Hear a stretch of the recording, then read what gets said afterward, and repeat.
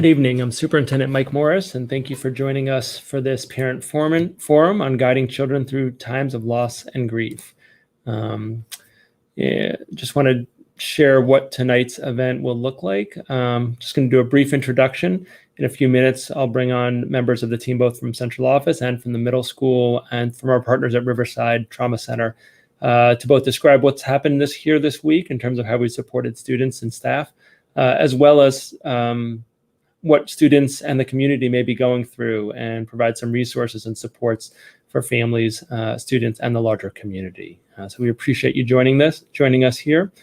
Just a couple of things. Tonight's forum, as I said, is really about supporting children and families with their grief, anxiety, given the tragic passing of Nate Squires. We will focus on that tonight, about supporting children and families. We'll share available resources, as I said, and we're going to respond. The last part tonight will be responding to questions of how to talk to children about this tragedy and other aspects that are very challenging for them at this moment. Tonight's meeting, we won't be explicitly focusing on any details about the tragedy or passing of Nate, or any details about any specific person or individual. Really, it's about how do we support the larger community given the unthinkable tragedy that occurred over the last few days. So with that, I'm going to bring on the team so that you can meet some of the folks who are presenting tonight. And why don't we just go in order? So Hector, do you mind introducing yourself? Yes, my name is Hector Santos. I'm the adjustment counselor for ARMS, and I've been working in the district for 2 years. Thank you, Hector. Diego? Hi, my name is Diego Sharon, and I'm the principal at ARMS. Thank you. Faye? Hi, I'm Faye Brady, and I'm Director of Student Services for the district. Thank you, Faye. And Doreen? Good evening. My name is Doreen Reed, and I'm the assistant principal. Thanks, Doreen. And Sarah? Good evening, everyone. Sarah Gare with Riverside Trauma Center. Great.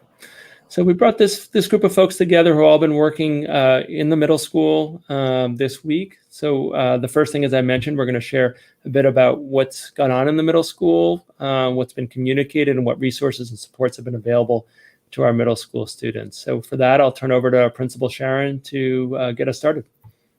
Thank you. Yeah, it's been a very difficult week, but it's a week that the community has really come together, and I think students and staff have been really responsive to one another, and we've been guided in a way that has allowed us to be really purposeful about our response.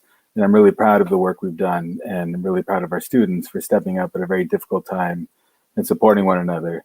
Part of that is because of the team approach, and I'm really excited and to share a little bit about that, because I think we had really important supports throughout the process, and as a result, we were able to be responsive and supportive to student needs in a way that felt really supportive and helpful.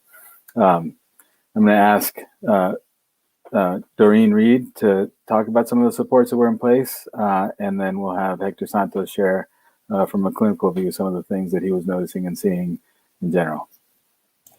Absolutely. Thank you, Diego. Our student-centered approach was also extended to support our faculty as well. We were greatly supported this week by the Riverside Trauma Center.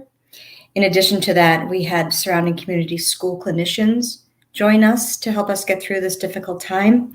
And in addition, we had our own clinical staff.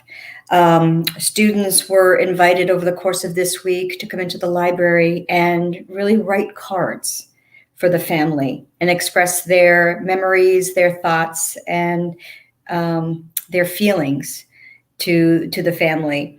That was supported with not only markers and glue, but also supported by sentence starters for students that were having a difficult time coming up with correct words or phrases to share what they were feeling and thinking. Staff were supporting this environment in the library, and also our clinical staff supported the students through this process. We shared sample condolence cards and were able to help students come up with how to express what they were feeling. This happened throughout the course of the week. Students utilized this space very actively, and independently as well as in small groups. Mr. Santos? Yes. Yeah, through the whole week after the event, we've been having available counselors all day for the students in the library. We also set tables with arts and crafts for the students. Also, it was very nice to see students console each other in the library. You know, and there was a particular incident that was very significant in which one student asked the teacher for a hug. You know, the student said, "Well, why could you please give me a hug in front of me?" It was very hard for me to watch that. But at the same time, it was very nice. You know, that the teachers and students were helping each other. Also, we've been in crisis mode, so to speak. You know, we are observing and checking in with the students in the morning through the whole day. And also, we've been consulting with the teachers on symptoms of change of behaviors of the students through the whole school. Sarah? I'll jump in just for a quick second. So thank you so much. I want to really thank the middle school team, the people on this call, but lots and lots of people who are not in this call for supporting and leading in whatever way they were working our students throughout a week that we would not have imagined to occur in the way that it played out. And so, I just want to share my deep appreciation for the three of you, but also for all the staff at the middle school and families who were also supportive of us. So I appreciate that. At this point, we are going to transition to Sarah from Riverside Trauma Center. So the rest of the people you'll see come off the call, there will be some slides. I do want to note that there is going to be an interactive part of this session tonight. And on the bottom right-hand side of your screen, you'll see that there's a kind of empty box and you're able to type in questions that you have or any comments. We probably won't be able to get to them till after Sarah's slides, but don't have to wait till the end of the slides. If something on slide number 2 is prompting you to ask a question or make a comment, please do so. There's no need to wait till the end, even if we won't get to it till a little bit later. But at this point, I'm going to ask Sarah to start sharing her slides, and I'll bring those up for us. And there they are. So Sarah, you're all set, and I think we're ready for you. So thank you again for being here, and thanks for your work all week with us. It's been incredibly important to have the outside experts supporting us and guiding us through many, many decisions. Thank you so much, Mr. Morris, and to all of the staff at Amherst. We have really been honored. So often these things happen and communities shut in, and that's not what we've seen at Amherst. We've seen Amherst be really willing to do whatever it takes to provide the best support to their staff and their students, and that's a wonderful thing to see in such a hard time. My name is Sarah Gare. I am the senior team leader for Mass Support Network. Mass Support Network is a FEMA-funded crisis counseling program responding to COVID-19 throughout the state of Massachusetts, and I am also a trauma responder with the Trauma Center. Just want to tell you a little bit about the Trauma Center and the work that we do. We help communities recover from overwhelming stress caused by potentially traumatic events, providing community outreach and counseling. We also provide education to communities and organizations about suicide prevention, psychological trauma, and the emotional needs of returning veterans. We work with schools, communities, organizations, workplaces, and individuals. We are also funded through the Department of Public Health and the Department of Mental Health here in Massachusetts. We are very fortunate to have a state that provides us with this funding so that we can give these services at no additional expense to our local communities. And we have been doing this work since 1990. I myself have not been, but we at riversidetraumacenter.org have been. So you might ask yourself, is there a need for postvention in a community after there's been a traumatic and sudden loss? We believe that there is. Our role is to assist the community in coping so that they're able to continue the important tasks such as education. We also know that it increases the likelihood of early intervention for individuals who may be experiencing an acute trauma response. It also helps to reduce negative coping mechanisms such as alcohol use or substance misuse.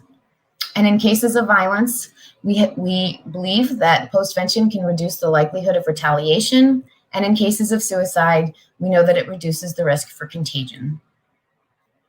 So you might say to yourself, my child wasn't necessarily a very close friend or didn't even know the person who has passed away. But we know when there's been a sudden loss that the ripple effect can be very, very wide. The people we look at most closely, of course, are those folks in the inner circle, friends, family, especially immediate family, siblings. Then we get out to that a little bit further and we're looking at friends, teammates or coworkers. But also we're looking at other vulnerable students. Maybe it's people who have had recent losses themselves or have been impacted by trauma in their lifetime. And then that outer circle that we're looking at is people who may identify with the person who's passed away. It could be folks who are friends with that person on social media or in the same grade but don't know the individual. So what's important about this is it's not about what we believe is a close relationship with someone. It's about how that person or that student feels about their connection to the individual who has been lost. So some of the domains, people know that folks are impacted emotionally by sudden loss and acute grief, but there's lots of ways actually that folks can be impacted, and especially when we talk about young people. So it's the emotional piece, of course, the shock, the sorrow, the anger, sometimes feelings of guilt. I wish I had reached out to my friend more often, or I wish I had spent more time with them. We also see that irritability, just overall grouchiness, frustration. But we can see that people are impacted not only emotionally, but also in their cognitive abilities. They may be feeling confused, having a lot of intrusive thoughts. They may be having difficulty concentrating. With students, we sometimes see a decline in their academic performance. Maybe they're not keeping their room as clean as they normally do. So oftentimes their brain can get overwhelmed by all of the distress they're experiencing. And then social and behavioral, we could see things like a withdrawal, crying or fighting. And then one of the most important things, especially with young people, is to be looking at the physical impact that they may be experiencing. It's really common for younger folks to have difficulty, and let's be honest, sometimes even adults, to have difficulty putting their feelings into words. But oftentimes it actually plays out for them physically. So they may be feeling really tired, having stomach aches or headaches, muscle tension, overall aches and pains, or an increased startle response. And then we have the ways in which trauma and acute grief can affect relationships. We can see that withdrawal, fighting with each other, a fear of being alone, especially when we're talking about little people. Sometimes we see overdependence where they become really afraid of being away from their parents or other safe people in their life. And then there's the spiritual and meaning making. Sometimes we see that people feel like nothing matters, or why would God do this to us? Sometimes they start to question why they do the work that they do or why they try so hard to be a good friend.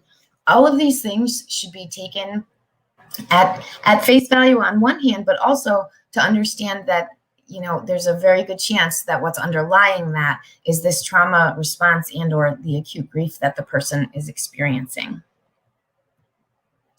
And we know that grief following a sudden death can be more complicated. In many cases in our lives, most of us have had experiences with loss. In many cases, though, we've had the opportunity to anticipate it. We've had time to prepare for losing that person. But when we have a situation where a death was sudden and unpredictable, we see that people can experience shock. And also there can be that intense search for the reasons why. Sometimes we see that there's police investigations and media involvement, which can increase people's distress. There's that question of, could this death have been prevented?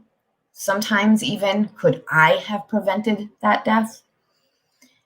In many cases with sudden death, we see that there's an element of violence or trauma in that death, which can also really heighten the amount of distress people experience.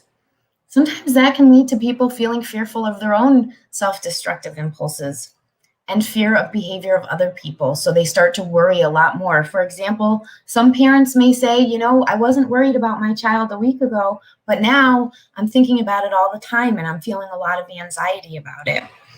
We also know in some cases there can be long delays in receiving information about what happened. And not listed here, but a really common thing that we see is that oftentimes many different narratives or stories start to form about what happened. And, in many of the cases, a lot of that information is not correct. You all remember that old game of telephone where the story started off with one thing at the beginning and then it shifted and it changed and was entirely different by the time we get to the end. It's really important in situations like this, especially involving young people, that we recognize that just because our child heard something at school or on the bus or on social media doesn't mean that that's the truth, and helping kids to be able to parse some of that out. And sometimes we see people respond with anger at the person who died, and scapegoating or blaming people for what's happened. So it's really important to recognize these reactions as part of a trauma reaction or a grief reaction. And just to challenge some of the myths, about grief, there used to be this idea that grief happens in stages. And so, today you cry, and then tomorrow you're angry, and then in 3 weeks things are better. But we actually think of grief as being more like waves at the beach. So sometimes those waves are little ripples, and then sometimes they're big, huge waves that knock us over. And of course, right now, being in the early stage, most people are in those big wave stages.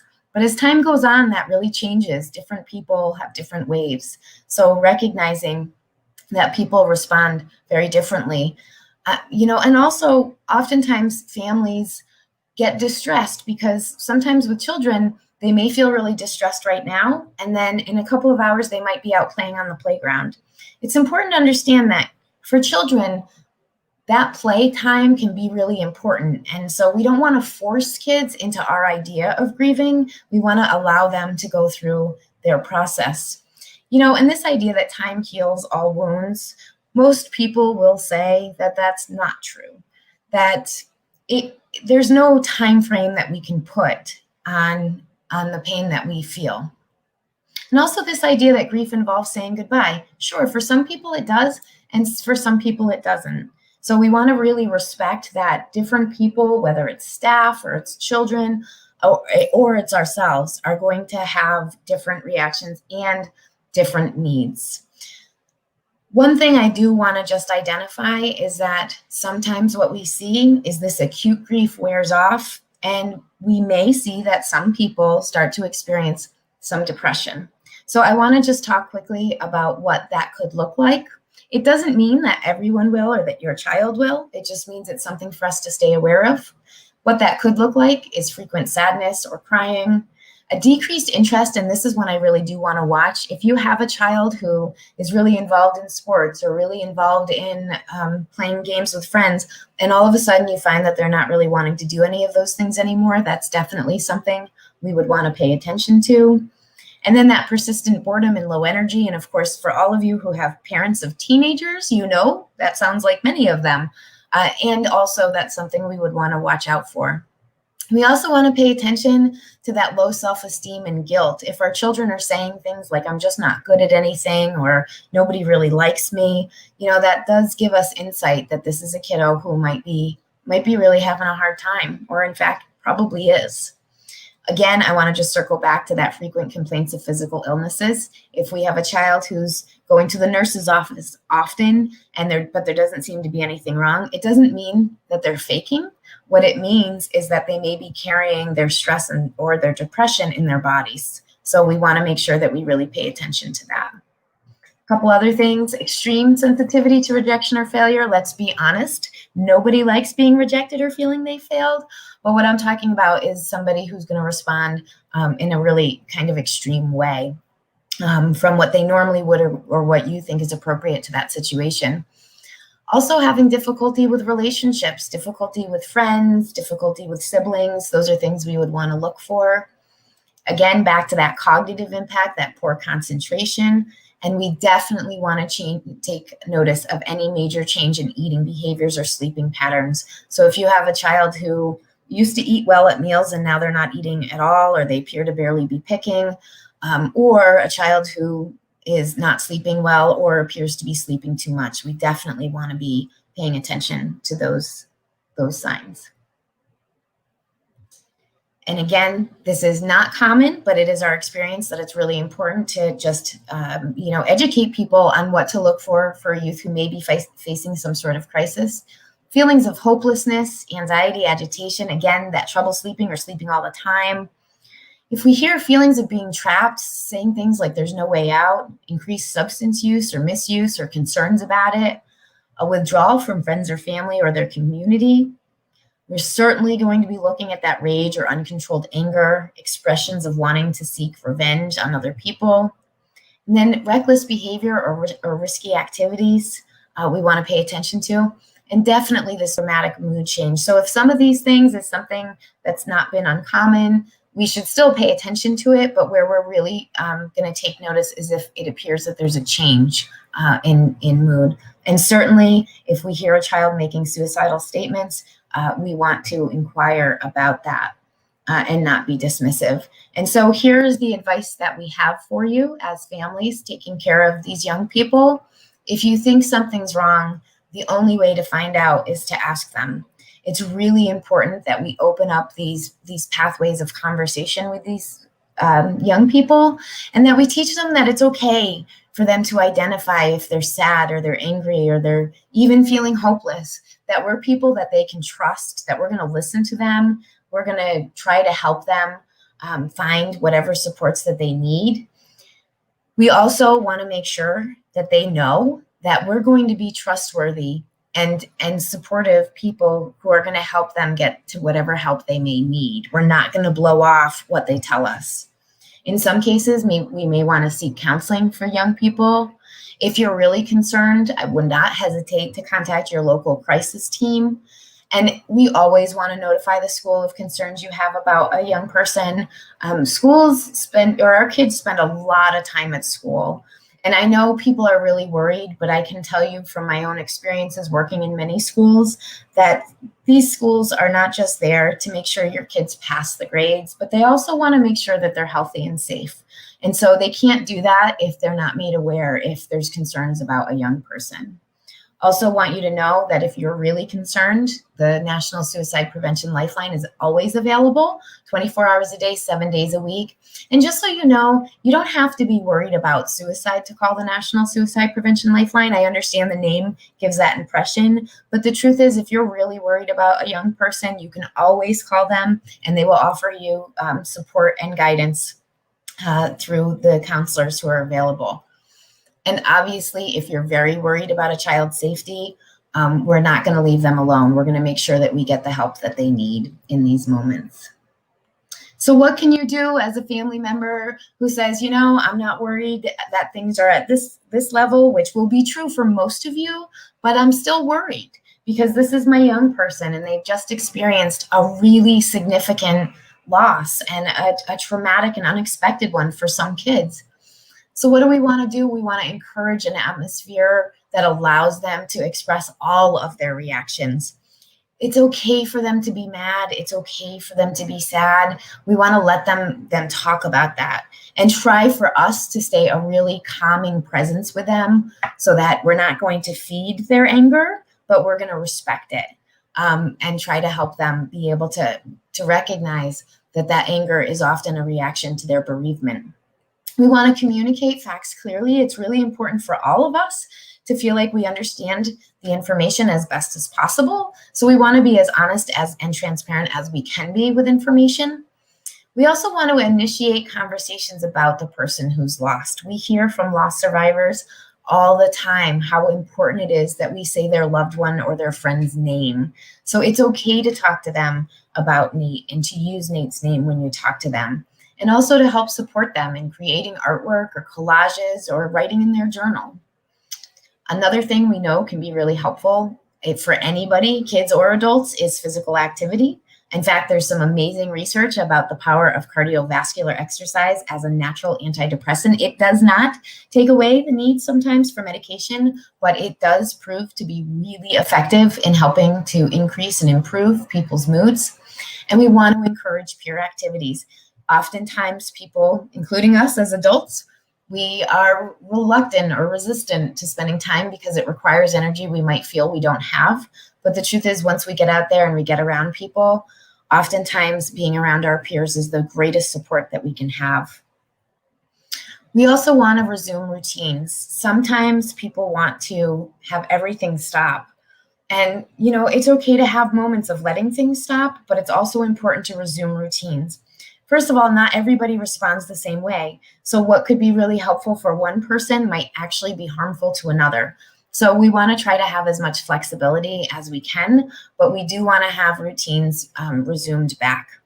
We also want to support an opportunity for rituals for the person that's been lost. If there's an opportunity to go to the services, but for some people, it's about being able to have some sort of event at their home with their family or a prayer at the dinner table. So engaging our young people and asking them what type of rituals would be helpful and meaningful to them.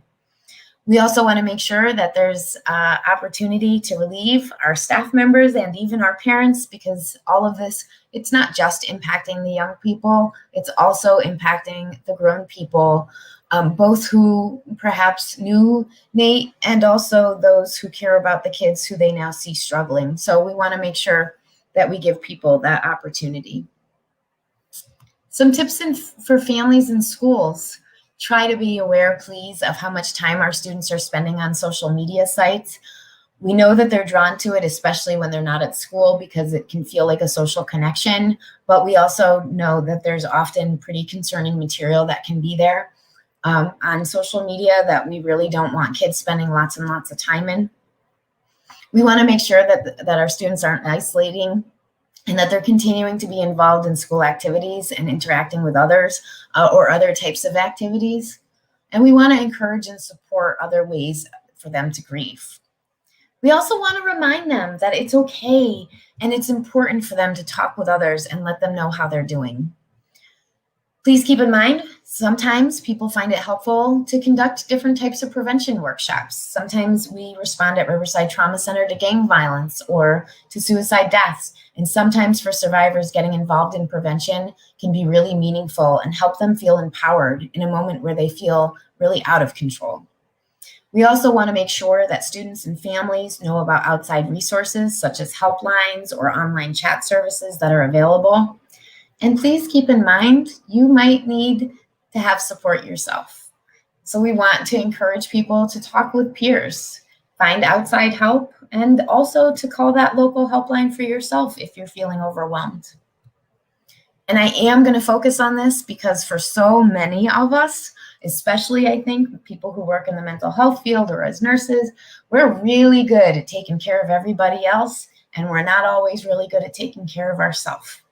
And it's important that when we're supporting the kids, that we do the very best we can to take good care of ourselves, because otherwise we're going to have some of those signs and symptoms of depression and exhaustion and frustration. And we may end up being more reactive towards our young people than we mean to be. So we have to really think about what self-care do we need and educate ourselves on the experiences and the grief of our children, but also how to help support them. And try to find people who get it and understand you and what you've been going through. And it's okay to experiment with healing. It's okay if you go to a service and it doesn't feel like it was enough and you want to do something else, like make a donation. So it's okay to try to find ways for you and your children to heal. And try to engage in activities that honor your loved one. Please be patient with yourself. Understand that healing takes time for you and for our little people, and have faith in our own resilience. One of the things that I really like, people ask me all the time, how do you do this work? And yes, it is difficult, of course, but how I do it is because while I do have to see all of the sad things that happen, I also get to see the incredible resilience of human beings, the ways in which they can come together as a community and choose to take good care of each other, the ways that they can support one another and come together to take good care of their young people. So with that said, I have a slide here for questions. I'm going to skip right over that, although I do really like this little guy. And I'm going to go to just reminding you, my name is Sarah Gare. I am with Riverside Trauma Center. And I am going to turn this over back to Superintendent Morris. All right. Let's see. There we go. So thank you so much, and thanks for presenting those slides. One of the things I'm going to put in the chat, just for people who weren't able to come tonight, we know it's a busy time of year, is just the link. This is a self-recording video, so if people do want to share this with others, they think it might be valuable or useful for others, the same link you're on, but I'll just put it in the chat, will work indefinitely, because I think there was a lot of incredibly valuable pieces to what Sarah shared. So at this point, really, it is open for feedback, comments, questions. You can type them in the chat. A couple of people couldn't come tonight, but they sent me questions in advance, so I thought I'd start with them. The first is from a family who said, I expected my child to be much more deeply affected. Right now, they're not looking any different than they did last week at this time. And it was concerning to the family that they're not seeing more of a reaction from their middle school student based on the tragedy that happened. And it's open to anyone. Sarah, don't feel like you're the only person who can answer this, but you're certainly welcome to. But just any thoughts you'd have for a family who expected to see, the student doesn't really want to talk about it, but is not exhibiting sort of any differences in behavior, not really the desire to talk about it with the family. So I don't know if any advice that anyone on the call would be able to give to that family.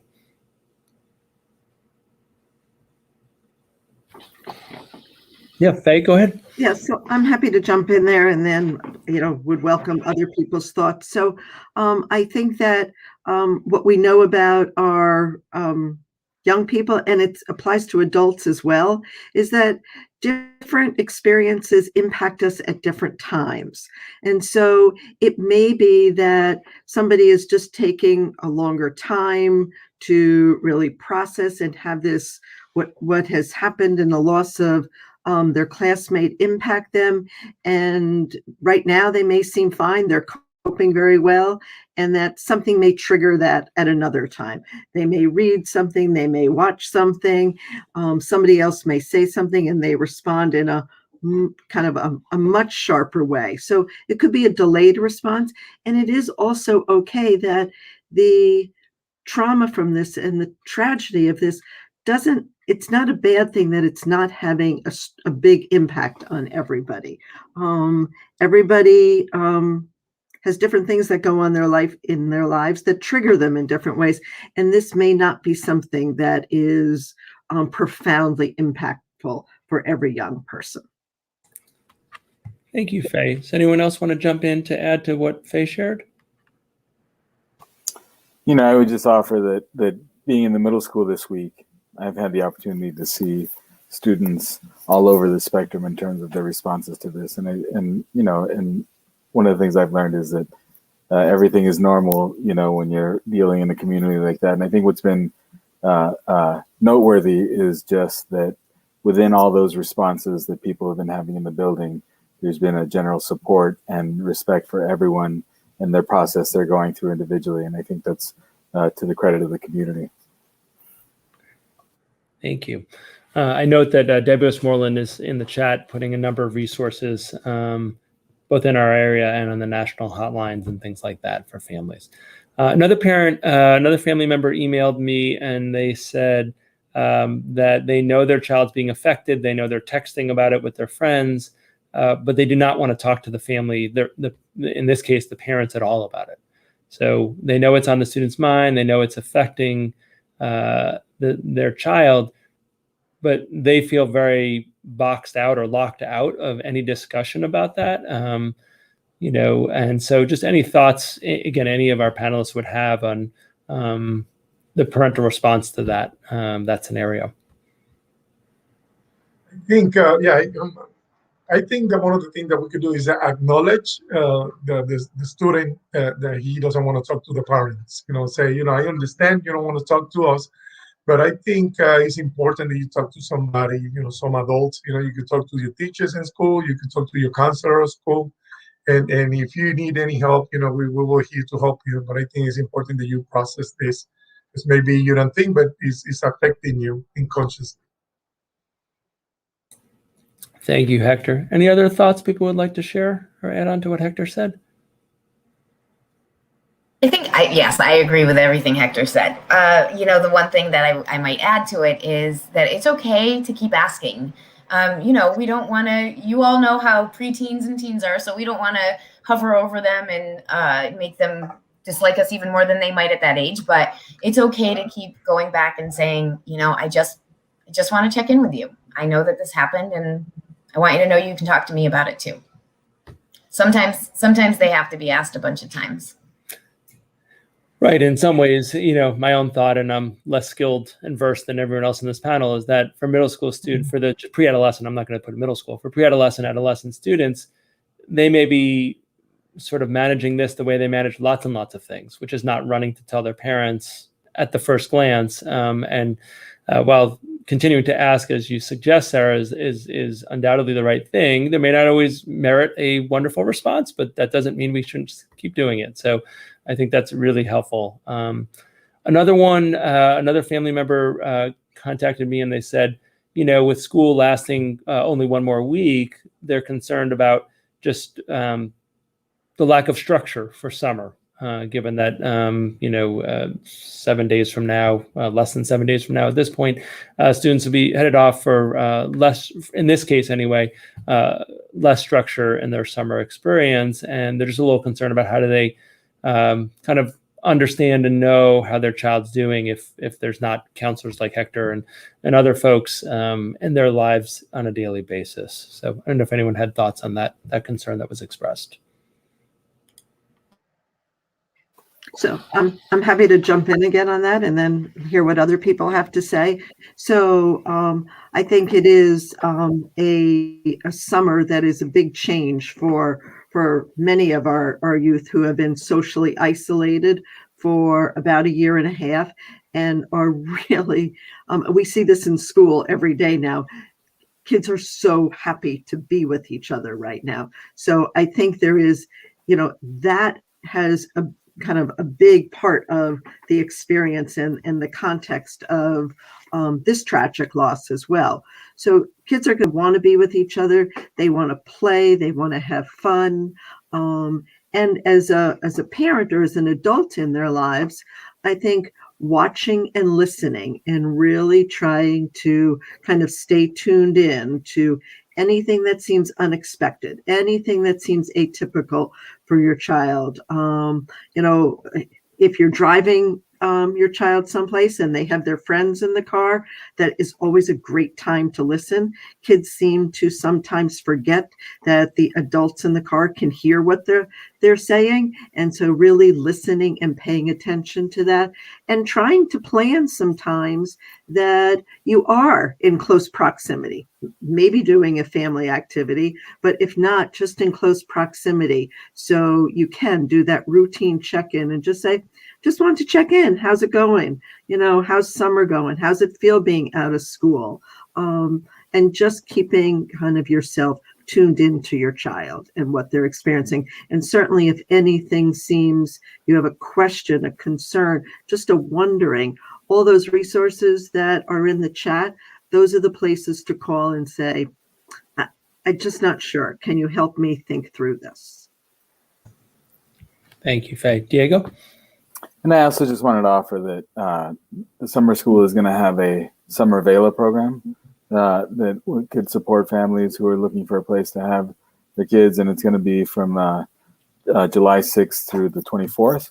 And there's going to be lots of really engaging activities, opportunities for students to hang out together. And a lot of students have communicated to me that they've really felt met by the return to in-person learning. And I think a lot of them have also expressed that there's some disappointment that the school year was so abridged this year in terms of the in-person opportunities. And so I would encourage you to look into that program if you're looking for some structure for your students in the summer. And also just endorse that I know the people who are involved in making that program work, and I'm really impressed by the the work they do. Great. Thank you, Faye. Thank you, Diego. I'm not seeing natural questions come up through the chat, but I'm glad people emailed me. And again, a number of people, it's a busy time of year, and I know some people couldn't make it tonight. But I think I'll just close by saying, appreciate you coming to the forum tonight. Again, my appreciation for middle school staff, Sarah and Faye, for your work at a more global level, and then some on the ground as well as the week played out. And that we're looking at this as not something in terms of supporting families that ends with the end of the school year, that we are looking at both a short term, what we're implementing now, but also medium and long-term plan. We know this year has been a challenge as it relates to mental health and support for our students, whether they ended up coming in, whether they ended up staying remote. And we are really actively talking. And Faye and I spent about an hour this afternoon talking about not just at the middle school, but across all of our schools, how do we continue to offer social emotional and well-being support for all students, given the year they've had, the year and a half they've had, and the unknowns about the future. While things are tracking very well right now, it's I can't say quite we'll be back to normal. I can't guarantee we'll be back to whatever normal is, and for many ways we don't want to be there. We've learned a lot this year about supporting the wellness of students, and we want to implement that as we go more towards a full return in the fall. So we appreciate everyone for being here, and please do share this resource. Thanks for the kind comment in the chat, and we hope you have a lovely 3-day weekend and celebration of Juneteenth this weekend. And we'll be planning for a great last week of school and trying to make sure that we mix in the celebrations that come at the end of the school year, along with recollection, acknowledgement, and supporting the students' needs as we head, as this tragedy goes into week 2 of supporting students and families. So we'll try to get that balance right. We appreciate all you do and your support of the school system. And again, hope you enjoy the sun and the not hot, just pleasant weather that we're finally having in this odd New England spring. Have a good night, everyone. Thank you.